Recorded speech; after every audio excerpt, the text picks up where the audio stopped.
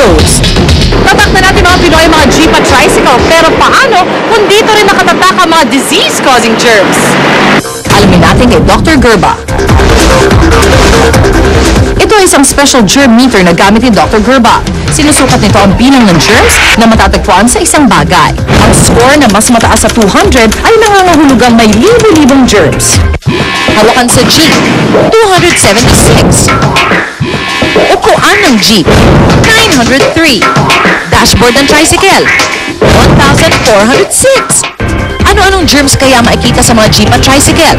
Oh, pretty much everything almost, because colds, viruses, flu viruses, diarrhea viruses, even bacteria, skin infections and that. Staphylococcus bacteria. Anong sakit kaya ang dala nito?